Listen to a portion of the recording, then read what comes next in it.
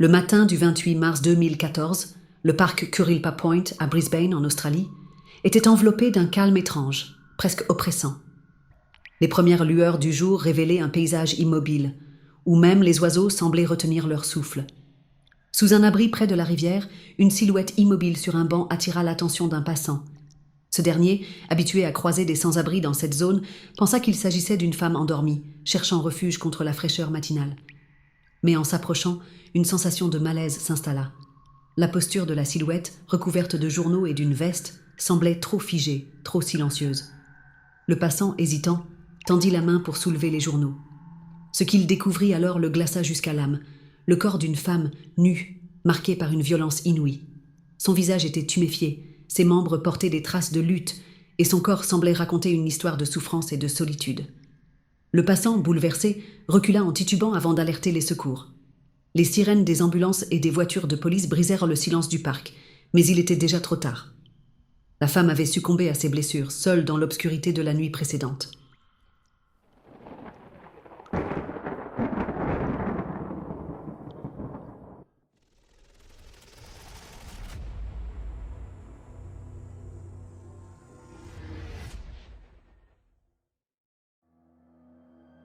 Sophie Colombet a grandi dans le petit village de Saint-Julien-Mont-Denis, niché au cœur des Alpes savoyardes. Entourée de montagnes imposantes et de paysages à couper le souffle, son enfance semblait paisible, mais elle portait en elle une soif d'ailleurs.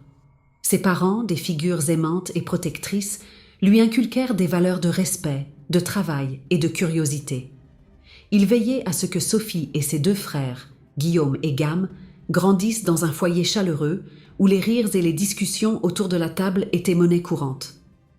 Sophie, la cadette, était souvent au centre de l'attention, avec son sourire éclatant et sa vivacité d'esprit. À l'école, Sophie se distinguait par son sérieux et son ambition. Elle excellait dans ses études, captivée par les langues et les cultures étrangères. Ses professeurs voyaient en elle une élève prometteuse, une jeune fille déterminée à tracer son propre chemin. Mais derrière cette façade studieuse, Sophie était aussi une enfant rêveuse, qui aimait se perdre dans les livres et les récits d'aventure. Avec ses frères, elle partageait une complicité unique. Guillaume, l'aîné, jouait souvent le rôle de protecteur, tandis que Gam, plus proche en âge, était son partenaire de jeu et de confidence. Ensemble, ils explorèrent les sentiers de leur village, inventant des histoires et rêvant de mondes lointains. L'adolescence de Sophie Colombet fut une période de transition marquée par une curiosité insatiable et une ambition naissante. En grandissant dans le village de Saint-Julien-Mont-Denis, elle développa un esprit ouvert et une passion pour les découvertes, nourrie par les paysages majestueux qui l'entouraient. C'était une jeune fille qui aspirait à voir au-delà des montagnes, à explorer des horizons lointains et à embrasser le monde dans toute sa diversité. Au collège, Sophie commença à se démarquer par son intérêt prononcé pour les langues étrangères. Elle excellait en anglais et rêvait d'apprendre d'autres langues pour communiquer avec des gens de cultures différentes. Sa capacité à apprendre rapidement et à s'immerger dans des sujets complexes impressionnait ses professeurs, qui voyaient en elle une élève déterminée et prometteuse. Sophie aimait aussi l'histoire et la géographie, des matières qui alimentaient son désir de voyager. Mais cette période de sa vie ne fut pas seulement consacrée aux études. Sophie était une adolescente sociable, appréciée par ses camarades pour sa gentillesse et son naturel authentique. Elle participait activement aux activités scolaires et communautaires, jouant de la flûte dans le club musical local et impliquant ses frères, Guillaume et Gam, dans des projets créatifs. Ensemble, ils partageaient des moments de complicité et d'aventure, explorant leur village et ses environs. En parallèle, Sophie nourrissait un désir de se surpasser. Elle savait que pour réaliser ses rêves d'études internationales, elle devait travailler dur et rester concentrée sur ses objectifs. Elle consacrait ses soirées à approfondir ses connaissances, souvent avec un livre ouvert ou un projet scolaire en cours. Sa discipline et son enthousiasme pour l'apprentissage ne faisaient que croître, tout comme sa confiance en ses propres capacités. Alors que Sophie Colombet avançait dans ses études secondaires, son ambition et sa soif de découverte devenaient de plus en plus manifestes. Fascinée par les cultures étrangères et désireuse de sortir des sentiers battus, elle commença à envisager des études à l'étranger. L'Australie, avec ses paysages grandioses et sa réputation d'ouverture, lui apparut comme une destination idéale. Sophie voyait en Brisbane non seulement une opportunité académique, mais aussi un tremplin vers l'indépendance et l'exploration. Sa décision de partir étudier à l'université Griffith à Brisbane, loin de sa famille et de son village natal, fut à la fois audacieuse et réfléchie. Elle choisit de se spécialiser dans le commerce international, convaincue que cette voie lui ouvrirait les portes d'une carrière globale. À mesure que ses projets prenaient forme, elle partageait ses aspirations avec sa famille, qui, malgré l'inquiétude naturelle de la voir partir si loin, la soutenait pleinement. C'est dans le cadre de ses préparatifs pour l'Australie que Sophie rencontra Boris. Leur rencontre, survenue lors d'une soirée entre étudiants, fut marquée par une connexion immédiate. Boris, lui aussi passionné par les voyages et les expériences internationales, comprenait parfaitement les ambitions de Sophie. Leur relation naissante fut construite autour de cette complicité, chacun encourageant l'autre à poursuivre ses rêves. En 2013, lorsque Sophie quitta la France pour s'installer en Australie, Boris fit le choix de la suivre pour vivre cette aventure avec elle. Ils partagèrent des moments précieux à Brisbane, découvrant ensemble les nuances de la vie australienne. Cependant, leur bonheur fut interrompu lorsque Boris dut quitter le pays en raison de l'expiration de son visa. Malgré la distance, leur relation resta forte, alimentée par des appels fréquents et des messages remplis de projets pour l'avenir. Après le départ de Boris, Sophie Colombet se retrouva seule à Brisbane, mais elle n'abandonna pas ses ambitions ni son quotidien chargé. Ses jours étaient rythmés par ses cours à l'université Griffith, où elle poursuivait son master en commerce international, et par divers petits emplois qu'elle enchaînait pour financer ses études et préparer son retour en France. Elle enseignait le français à des étudiants curieux de découvrir la culture européenne et faisait également du porte-à-porte pour vendre des produits, une tâche difficile qu'elle abordait avec détermination. Malgré l'éloignement et la solitude qui pesaient parfois sur elle, Sophie maintenait des contacts réguliers avec Boris et sa famille, partageant ses joies et ses défis. Elle écrivait des courriels chaleureux à sa mère, signés de baisers, et rêvait tout haut des retrouvailles prévues en juin. Chaque économie qu'elle mettait de côté était un pas de plus vers ce retour tant attendu, une lumière au bout du tunnel de ces longues journées. Brisbane, avec ses plages dorées et son climat doux, offrait des moments de répit à Sophie, mais la ville pouvait aussi se révéler intimidante. Sophie, prudente, avait appris à connaître les trajets sécurisés et à éviter les endroits isolés. Pourtant, dans le tumulte de son quotidien, elle restait confiante et concentrée sur ses objectifs, ses pensées toujours tournées vers l'avenir et les projets qu'elle bâtissait avec Boris.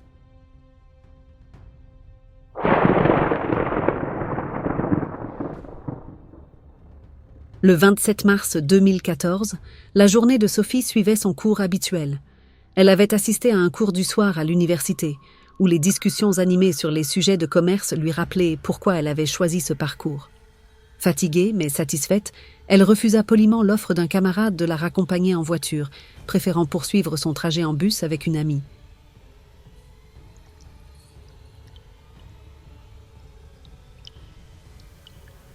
Une pluie fine tombait sur Brisbane cette nuit-là, mais Sophie, avec son parapluie en main, semblait sereine. Après être descendue du bus, elle se dirigea vers son appartement, situé dans une rue calme. À 21h précises, une caméra de surveillance capturait ses derniers instants visibles. Une silhouette décidée marchant sous la pluie, son sac en bandoulière. Mais ce qui l'attendait dans l'ombre de cette nuit était impensable. Quelques mètres à peine la séparèrent de la sécurité de son domicile. Elle n'y arriverait jamais.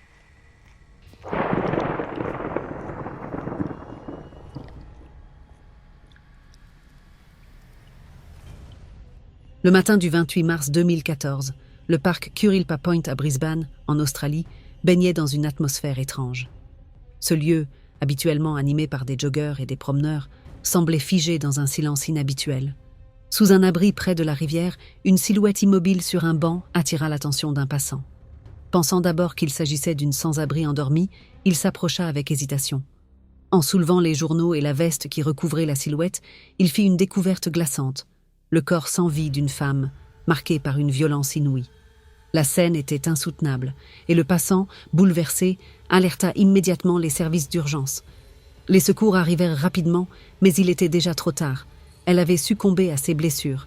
Cette découverte tragique marqua le début d'une enquête pour meurtre qui mobilisa toute la communauté locale.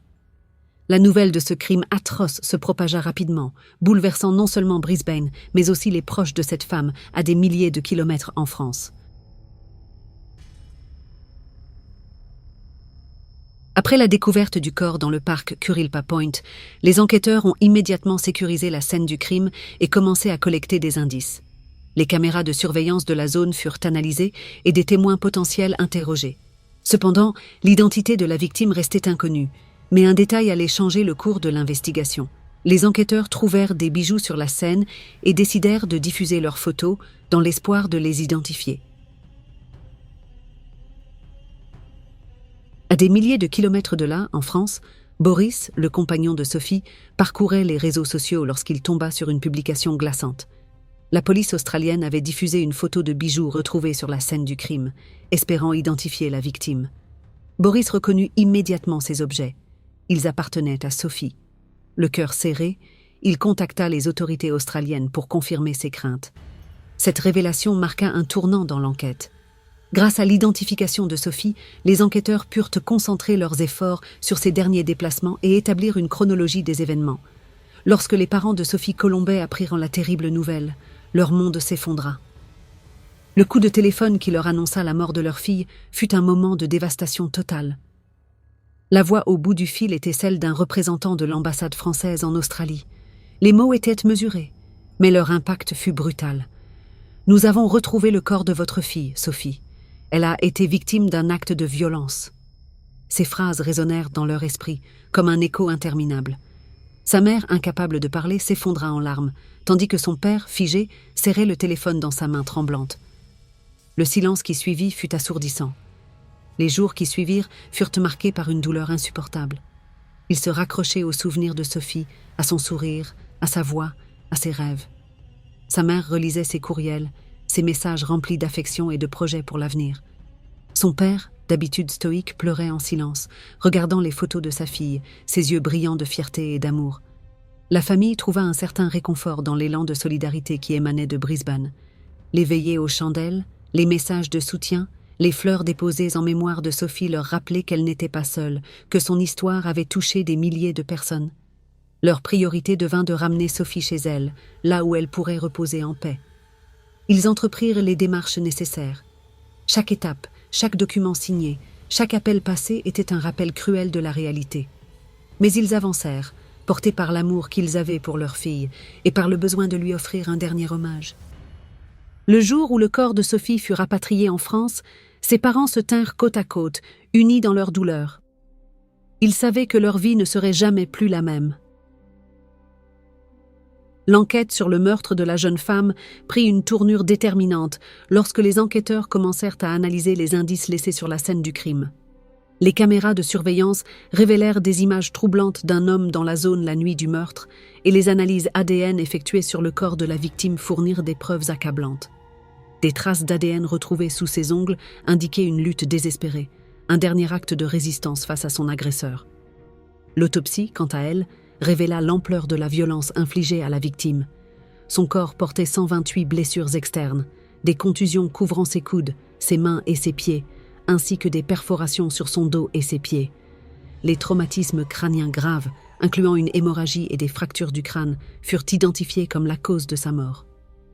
Mais ce qui glaça les enquêteurs fut la découverte que la victime avait survécu plusieurs heures après l'attaque, luttant pour sa vie dans le froid, recouverte seulement de journaux et d'une veste.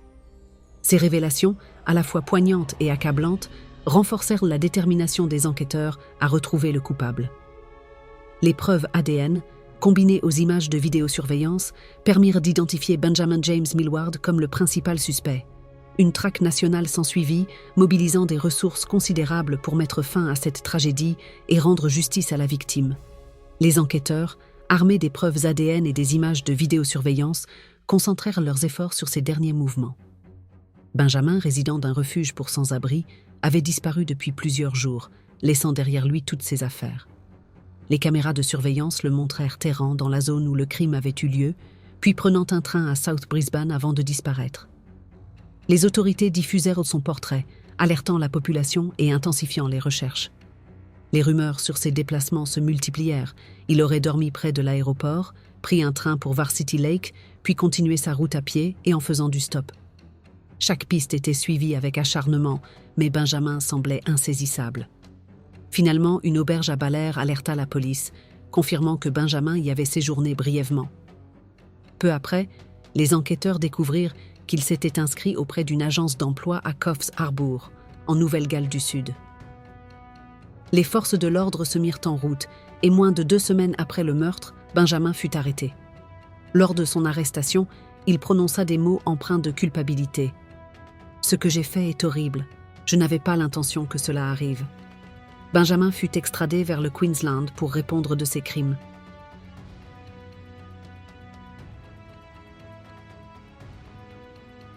Benjamin James Millward avait une vie marquée par des troubles et des comportements destructeurs bien avant cette tragédie. Originaire d'Ipswich, dans le Queensland, en Australie, il grandit dans un environnement difficile, où les influences négatives et les défis personnels semblaient omniprésents. Dès son adolescence, Benjamin montra des signes de dérive. Il développa une dépendance à la drogue, notamment à la méthamphétamine, connue sous le nom de Ice, qui joua un rôle central dans sa descente aux enfers. Cette addiction alimenta une série de comportements criminels, allant des cambriolages aux agressions violentes.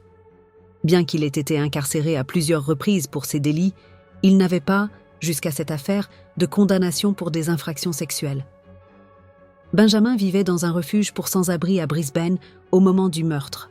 Ce lieu, destiné à offrir un abri temporaire à des hommes en difficulté, devint un point de départ pour ses errances nocturnes.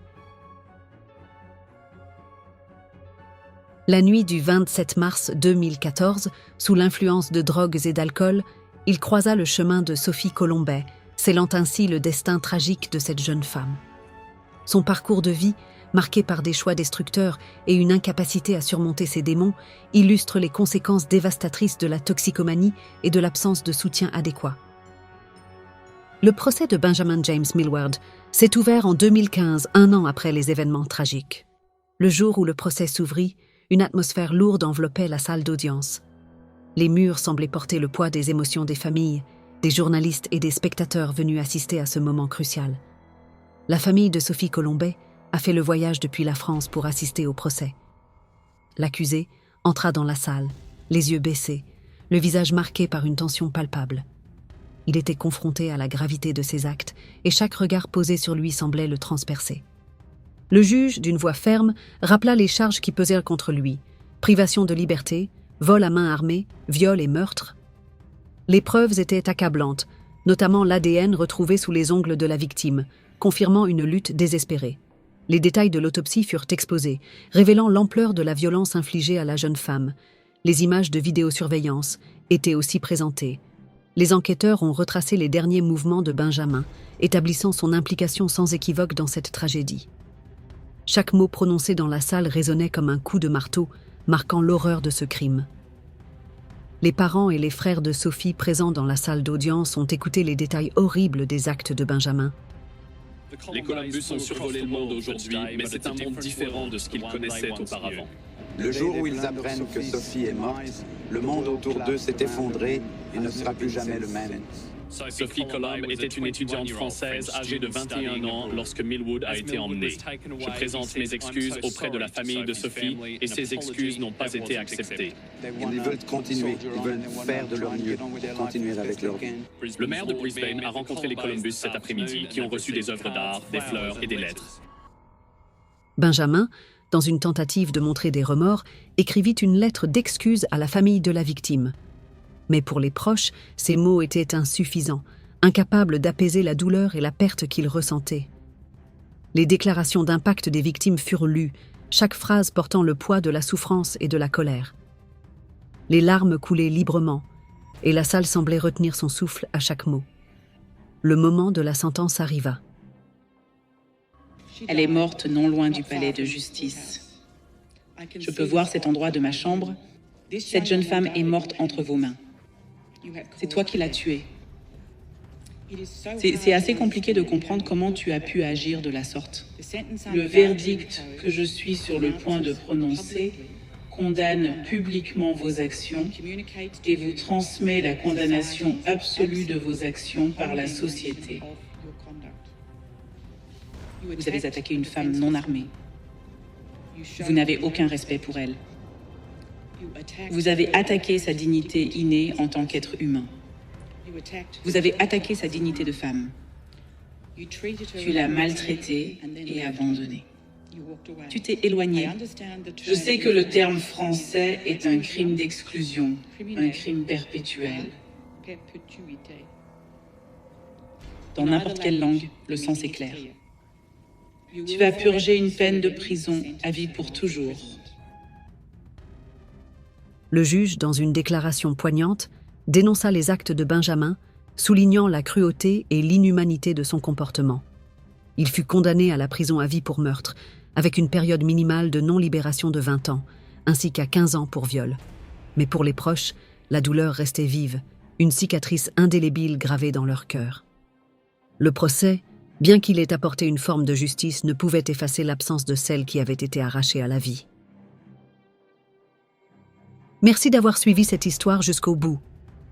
Si vous avez apprécié la vidéo, n'hésitez pas à laisser un commentaire, à donner un like et à partager avec ceux que cela pourrait intéresser. Pour ne rien manquer des prochains récits, pensez à vous abonner à la chaîne et à activer la cloche de notification. Votre soutien est essentiel. À bientôt pour de nouvelles enquêtes.